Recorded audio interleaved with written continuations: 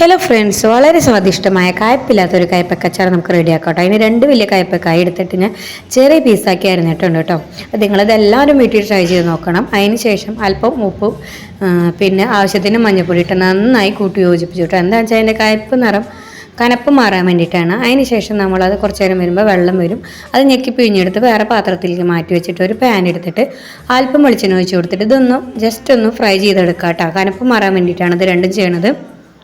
അതിനുശേഷം ഒരു ചട്ടി വെച്ച് വെളിച്ചെണ്ണ ഒഴിച്ച് കൊടുത്ത് വെളിച്ചെണ്ണ ചൂടാകുമ്പോൾ കടുക് പൊട്ടിക്കണം കേട്ടോ. അതിനുശേഷം നമ്മൾ ആവശ്യത്തിന് ഇഞ്ചി ഇട്ട് കൊടുത്തു, പിന്നെ വെളുത്തുള്ളി ഇട്ട് കൊടുത്തു. അതിനുശേഷം ഒരു 3 പച്ചമുളക് ചെറുതായിട്ട് അരിഞ്ഞിട്ട് ചേർത്ത് കൊടുത്തിട്ടുണ്ട് കേട്ടോ. അത് നന്നായി അതിൻ്റെ പച്ചമുളകൊക്കെ മാറുമ്പോൾ നമ്മുടെ വറുത്ത് വെച്ചിരിക്കുന്ന കയ്പ്പയ്ക്ക കേട്ടോ, ചെറുതായി വറുത്തിരിക്കുന്ന കയ്പ്പയ്ക്കും ആവശ്യത്തിന് മഞ്ഞൾപ്പൊടി 3 ടീസ്പൂൺ മുളക് പൊടി ഇട്ട് ആവശ്യത്തിന് ഇട്ട് കൊടുത്താൽ മതി. അതൊക്കെ ഇട്ട് യോജിപ്പിച്ചതിന് ശേഷം നമ്മുടെ അച്ചാർ പൊടി ഇടുക.